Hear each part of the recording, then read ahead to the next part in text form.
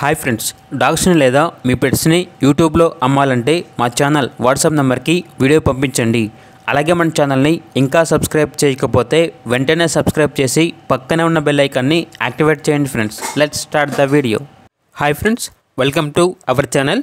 ఈరోజు మీకోసం top quality long coat German shepherd puppy అనేది అమ్మకానికి అయితే తీసుకురావడం జరిగింది.